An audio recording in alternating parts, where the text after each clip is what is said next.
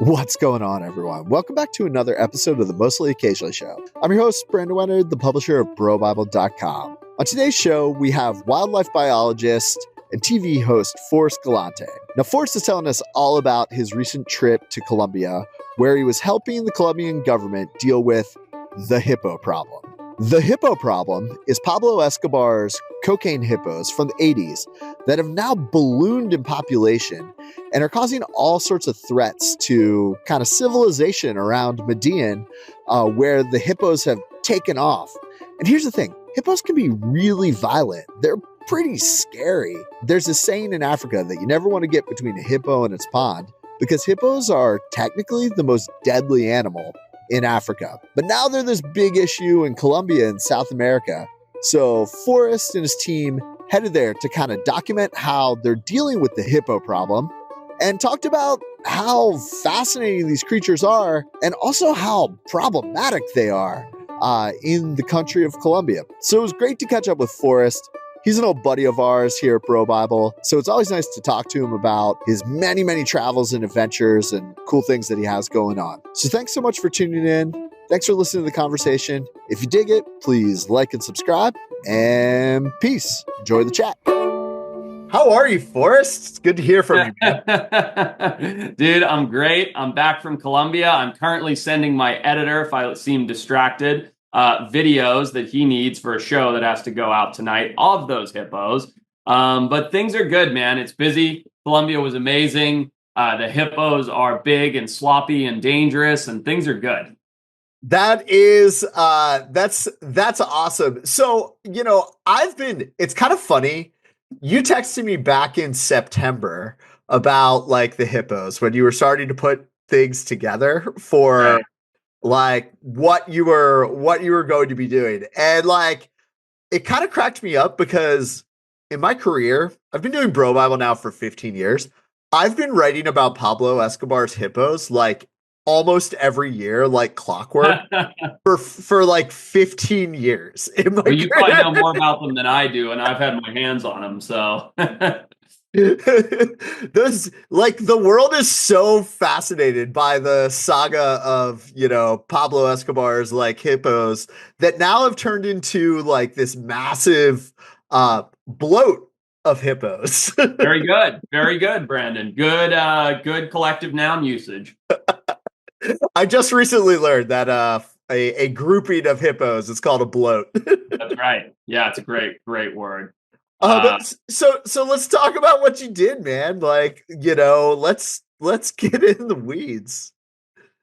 So I've been working with Cornare, who is the government organization that's in charge of managing and mitigating the hippo issue for probably about 5 years. I first reached out to them about 5 years ago and said, hey, like, what can I do to help? My area of expertise is working with large animals and working with dangerous animals and blah, blah, blah, blah. And they're like, we would love you to help. So for 5 years, I've been chasing funding to be able to support their efforts because I think what they're doing is great. Ultimately, those hippos aren't supposed to be there. You know the whole backstory, so I won't go into how they got there and all that, but they're not supposed to be there. The official report reads that there's about 140 hippos. The reality is there's over 200 hippos. Whoa! And that's all happened since the 90s. So they're exploding, and it is an exponential growth. And you see that really well in the show that we did because I catch a pregnant mother with 3 generations of offspring when I catch her. Now, in the wild, hippos in Africa have about a 50 to 70% mortality rate, meaning half to 3/4 of the babies born are killed. And that's by predation from lions and from crocodiles and things like that. In Colombia, there's 100% survival rate. So these things are not being regulated whatsoever. And that exponential growth is incredible. Plus, there's genetic bottlenecking. They're not very healthy. They're not supposed to be there. They're the world's largest invasive species. They're killing people. I mean, they're doing a lot of damage. Yeah. Well, that's the thing with hippos in Africa. Like, there's the old kind of African like truism of like what never get between a hippo and his pond, right? Like they're one of the deadliest animals in Africa. They kill more than 500 people a year in Africa, and that's just what's reported. Something that people always fail to forget is that most of these things go unreported in Africa. So they kill a lot of people. They're very dangerous. I've personally nearly lost my life twice to hippos. Like, they're very, very dangerous animals. In my company, Fantasticus Pictures, I think we've talked about this before. It's the only production company in the world that is actively financing conservation work in exchange for access and filming rights. And yeah, we funded their work. Cornare was super excited to have me, not just from a standpoint of funding, but from the fact that my area of expertise is in this. And we worked together not to solve the hippo problem, because that's lunacy to even say that, but to come up with a blueprint for how to solve the hippo problem and how to manage it in a sustainable and ongoing fashion. And so we came up with this sort of three-pillared approach: relocation, castration, and sterilization. So sterilization for the juvenile hippos that are pre-sexual maturity, using chemical castration with a chemical known as gonocon, which is administered remotely. Castration by capturing large sexually active breeding adults and performing literal field surgery, groundbreaking field surgery on them. And then relocation in taking these hippos to other facilities, namely working with Ventara in India and the Ambani family. And so we came up over the several weeks I worked there with this three-pillared blueprint as to how to manage the hippo crisis before it gets too bad. Now, I know what you're going to ask yourself: why not just shoot them? You kind of should. To be honest. But and the reason I say that is because they are an incredibly invasive species. We've gone over the damage they're doing. They're shifting the ecosystem. Hippos typically eat a large amount of vegetation that is high in silica, and then defecate a lot, which creates massive toxic blooms, putting too much nutrients into the water, creating anoxic environments. Now, yeah, sorry, I'm talking a lot, but no, I mean, that's like super fascinating. I mean, I think, like, Forrest, could you describe what the ecology and like the actual like area is like? Why that, like, where it has become such a big issue, and how that's kind of affecting the local environment there. Yeah, so the hippos escaped from Hacienda Nápoles, which is right outside of Doradal, which the reason they're not being shot is because they've become an icon of the area. Like, there's hippo-themed restaurants and lemonade stands, and a lot of tourism, right? A lot of tourism. It's beautiful, really fun. I'm kind of regret not taking my family. But outside of Doradal, the hippos escaped from Pablo Escobar's Hacienda Nápoles, his old compound, and they hopped from basically Finger Lake to Finger Lake, or seasonal pool to seasonal pool, until they made it into the Rio Magdalena River. Now, the Rio Magdalena River spans 1,000 or so miles. It's a huge river, and hippos being in that river, it's like, you see those little pandemic maps, and it's like once it hits here, it just fucking spreads. Yeah. That's what it's like with these hippos. So they're in the river now, and they're spreading at an alarming rate. And the problem is we've discussed it in length, but they're shitty specimens. They're super inbred because they all come from 4 original ones. They're creating, you talked about the ecology, massive amounts of habitat degradation. One thing that nobody's talking about that they should be talking about, you won't read this anywhere, is that they're in the Rio Magdalena, which is where the critically endangered endemic Rio Magdalena turtle lives. It's a Podocnemus species, and nests. And where hippos choose to come in and out of the water is perfect nesting habitat for those turtles, because it's a nice flat sandy area, not a steep bank. And so these turtles are getting driven towards extinction because these hippos will just crush their nests. And so, they're a big problem, and people don't want to see them shot because they think they're cute and they're part of Colombia's dark history that's been sort of turned almost cartoonish with the way that it's been sort of celebrated in Doradal. And so now it's just a matter of how do we manage the problem before it becomes critical mass. 4 hippos, 50 hippos, 200 hippos is okay. The habitat's not going to collapse. But 2,000 hippos, 20,000 hippos, 200,000 hippos, which are coming very, very soon, because the window of breeding, like the window of time, will close narrowly as this exponential growth comes. That's not okay. That will create ecological collapse. So you mentioned that obviously there's, kind of the neutralization, or at least to help stop breeding, you're sterilizing. Relocation, I think, is really, really fascinating. What what does the footprint of that look like? So it's so that hippos are going into more managed environments. Because I have to imagine that moving a hippo around is not an easy task. No, hippos are very difficult to work with in every sense of the word. They're sensitive to euthanasia, or well, everything's sensitive to euthanasia. They're sensitive to getting put to sleep. What's it called? I don't know why I need a magic mind or something, but they're sensitive to being put to sleep for surgery. Yeah. Why am I blanking on the word? That's so annoying. Doesn't matter. But they're sensitive to drugs. Yeah. And Sedated? sorry? Sedated? Yeah, so sedatives, but that's Yeah, not what I was looking for. But anyway, it doesn't matter. They're sensitive to all of the working drugs. They're very nervous animals. Anesthesia. Thank you, Stephanie. Anesthesia. There you go. Yeah, they're sensitive to anesthesia. They can die very easily. They're very frantic. They're obviously massive. They'll crush you in a heartbeat. Their mood snaps on a dime. Like, they're just dangerous. And you'll see that in the show we have coming up. Like, we have 4 pretty close calls, nothing truly life-threatening, but hippos charging, hippos getting close, hippos ramming the cage that we made, everything. So transporting hippos is dangerous, not just for us, but for the hippos. Like, it's difficult work. Where are they being transferred to? Are they being this sounds a little kind of macabre, but I have to imagine there are probably a lot of places that would love to be able to market that they have Pablo Escobar's hippos. But where do they go? You think that, but not really, Brandon. Not everybody, not a lot of places even have the space to house hippos properly. Yeah. It's not. Yeah, they're a bit. It's like getting elephants. First of all, there's AZA compliance, like Association of Zoos and Aquariums compliance, which is a good thing, by the way, but it requires areas to have massive facilities, large ponds, blah, blah, blah, blah. No tourists getting close because hippos are dangerous. So not everywhere has facilities capable of taking in hippos. And then in addition to that, you have government regulation depending on where you go.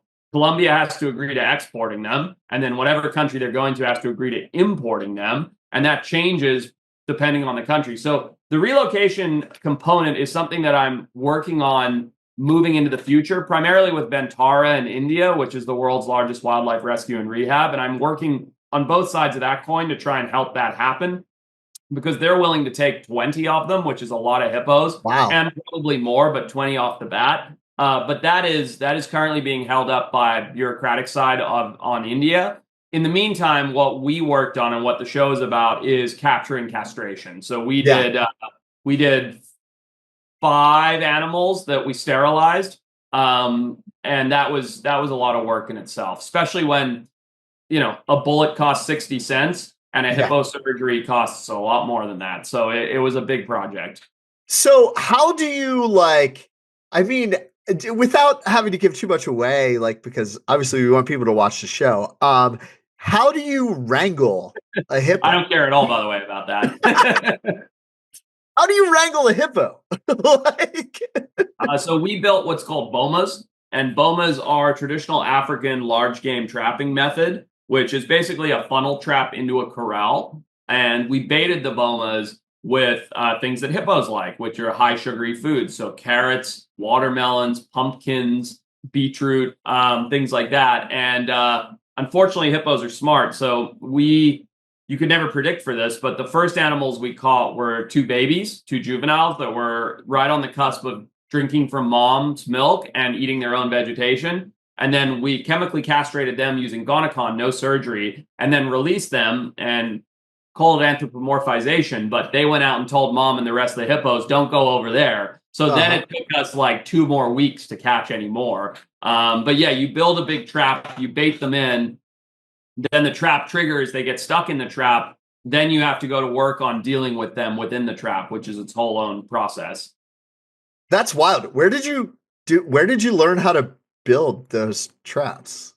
I'm just curious. Did you do that in Africa? I grew up in Africa, in the animal business, so in the safari business. So I've been around that kind of thing my whole life, and I have good friends that's all they do is trap animals. So I consulted a couple of those friends, and looked at designs and traps and looked at the materials we had available and built some. That's so incredibly fascinating. So like you're like so you've you know you the hippo thing I think is really fascinating because like everybody can agree that about how invasive species like how big of a problem is everyone can relate to it in various degrees in their own community even though it is a cute little like hippo um and do you think there's like a bigger conversation to be had about like how and I'm getting somewhere very specific on this, but how invasive species like are I think of like what's happening right now in Colorado with the wolves, like and how we like treat and how we think about like invasive species moving forward with legislation specifically. And invasive species aren't wolves aren't invasive species, but like the reintroduction of the wolves was something that I really wanted to talk to you about in Colorado because it's become such a hot button issue with how it's like completely blown up. And I think there's some parallel to like, hey, we have these cute hippos. Oh, they're a great tourist thing. Like, and then, oh, there isn't actually proper wildlife management on it. And now we have an issue. And I think there's a good parallel with that with some things that happen in the United States too. The answer to this, Brandon, is it's one of the most complex things when dealing with conservation, and it doesn't seem to matter how many times conservationists say this to governing bodies or governmental authorities. There is no blanket approach to any one species. It doesn't matter if it's Burmese pythons in the Everglades, wolves in Yellowstone, monarch butterflies in Monterey, California, or hippos in Colombia. Every single species, whether they're invasive, whether they're predatory, whether they're at the top of the at the top of the food chain, it doesn't matter. At the bottom of the food chain, part of whether they're environmental engineers, every single species in every single environment requires custom-tailored conservation management plans. And that's just the reality of the world that we live in, Brandon. And it's a sad reality, but it is the reality. And so wolves in Yellowstone, wolves in Colorado, they have to be managed very differently to hippos in Colombia or Burmese pythons in the Everglades. Like each of these things comes down to the environment, the ecology of the species, how it all fits together. How does that impact human-wildlife conflict? And there is no blanket approach, and every single one of these things has to be tailored and managed differently. And that never happens. The answer is like, wipe them out, put them in Colorado. Don't put them in Colorado. Doesn't work that way. Yeah. One part of Colorado is very different from another part of Colorado. Some areas need wolves, some don't. I don't want wolves in Denver. Right. If you do, you're an idiot. Like wolves should not be re-released into downtown Denver. But there are other areas where wolves should be there as keystone species. You know what I mean? And that is just the reality of it, but that's not how it's communicated. It's like I bring up the Colorado thing because I think it's super fascinating with how it like, it went to a referendum or a proposition vote. Like people that live in Denver are what voted for like the overall release. And but it's also like, okay, that's a fascinating like wildlife human political interaction issue where like, oh, you actually like, okay, person that lives in a apartment building in Denver that voted yes, you never have to actually have your like cattle interact with them. Well, the problem with the wolf thing, Brandon, I'm going to interrupt you for 10 seconds, but the problem with the wolf thing is it became highly politicized, and that's what made it a problem. If there was any rational people that were outspoken about it going, hey, how do we manage this? Where should wolves go? How do we keep them out of cities? How do we keep them out of livestock? Like, how do we create a conservation management plan that actually checks the most boxes in a positive light? Then I don't think it would have been such a thing. But because the wolf introduction happened to take place during the height of, Republicans versus Democrats, blah, blah, blah, it just became another hot button. It became a social topic like many other social topics in politics. And I don't want to touch that because at the end of the day, of course, that's a third rail. Like, yeah. But it doesn't matter because I'm not political. But at the end of the day, here's the thing: wildlife's for everybody. I don't give a shit who you are. I don't care what side of the coin you fall on. I don't care what your political beliefs are, your religious beliefs, any of it. wildlife is for everybody. It just has to be done in a way that keeps the most people and the most animals happy. It's not that hard. I mean, it's not, but it never gets portrayed that way. Yeah, no, 100%. Like, and I think that's why it's interesting, now that I don't want to say the damage is done, but now that it's has to be managed in a totally different way, it just makes you think about how you can do things differently. Things can be done in a way where it doesn't have to be that third rail. Was that really what was happening though with the hippos in Colombia? Like, were they being because of the extent of the issue as an invasive species, were they kind of becoming polarizing in a way? I don't know, because I'm even less familiar with Colombian politics than I am with US politics. But I would say it's relatively polarizing in the sense of there were two trains of thoughts. One is get rid of the hippos, and the other is keep the hippos. And there wasn't a lot of gray area for the majority of people, at least that I spoke to. And I don't think the hippos have become a political hot button issue like wolves in Colorado have. Right. I think that the majority of people that don't have to deal with them look at them and go, they're cute. Like, I want to go, it's a 3-hour drive from Medellin to Doradal. I want to go on the weekends and see hippos when I go swimming and go on a boat cruise, which is what a lot of people do from the city. But then there's the whole other side of it, which is like, well, they are cute and you're not wrong, but they're also deadly and creating a huge problem. So I think the happy middle ground there, to bring this conversation full circle, is let's let the hippos that are there live out their days, but let's try and prevent it from there being a whole shit ton more of them, which is where it's currently going. So I think that was a lovely, happy middle ground that maybe the U.S. could take some notes from Colombia on, because that would solve the problem. Like I said, 200 hippos, 140 hippos, 20 hippos, it's not going to make or break the environment. So if we can just let them live out their days and people can enjoy them and they can die of natural causes, great. But if we don't control that, it will be, this sounds dramatic, but hippos will take over the country of Colombia. It sounds like a great movie. It is, yeah. A terrible movie for Colombians, but a great movie. Well, I need to ask you, because you kind of tease this.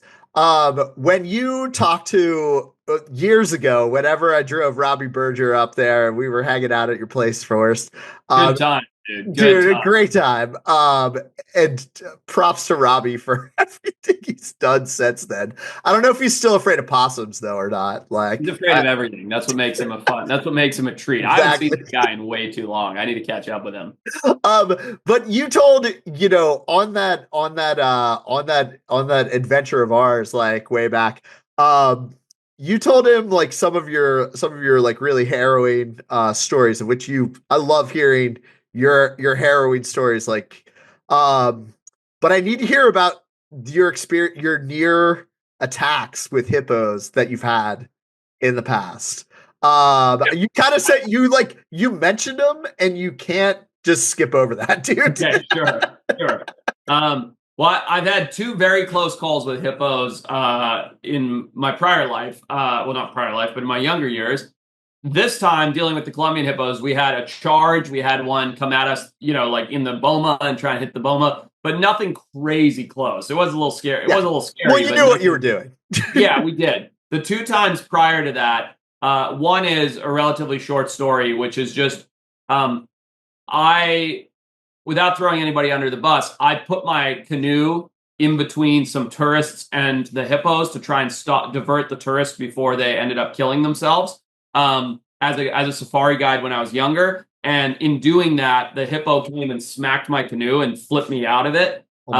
And luckily, I mean, it threw me into the air, and I was kind of flying through the air and all that. But I hit the water and scrambled up the bank, and nothing bad happened. But it was close. You know what I mean? The hippo flipped my canoe over. The second one, so I count that as one. The second one to me was much worse, which was I was walking through Mana pools in Zimbabwe. They both took place on the Zambezi River. And I came up over this hill, and there was a pan there. A pan is a seasonal wet pool that we have in Southern Africa. And within this pan was a huge male hippo and I didn't realize that he was in there, and I startled him, and he couldn't submerge. Now, for those that don't know, when a hippo can't submerge, it goes into fight or flight response, and unfortunately, hippos have very limited flight response. They pretty much just have a fight response. So I was on the game trail walking over this hill, startled this hippo, and the hippo came out of the little muddy pool and straight down the game trail that we were on. It was my girlfriend and I, my girlfriend who's now my wife, and it came charging at us in a light speed and opened its mouth way up. And I pushed my girlfriend behind a termite mound and sort of distracted the hippo to charge at me and ran around this masasa tree. And as I did it, he charged so close to me that I could feel his breath. Oh my gosh! It was hot. I could feel his hot breath as his mouth was open. Like he was me to my computer right now, and I sort of like Matrix went to the side, and he kept going down the game trail. Like turned its head to try and snap at me, but missed by maybe 2 or 3 feet, and then was in this charge mode and just kept scurrying down the game trail. So it was very, very close, like literally a few feet away from being chomped. Oh my gosh. I mean, that's like, and that's how fatalities happen, right? You're just chopped like in it. Yeah. Oh yeah. It would be instant. And the other thing too, like if the hippo gets you, one, there's don't quote me on this, I have to look it up. I think 2,000 PSI of jaw pressure. They can, yeah. So one, there's that jaws of life that would just go straight through you with these huge 2-foot tall tusks.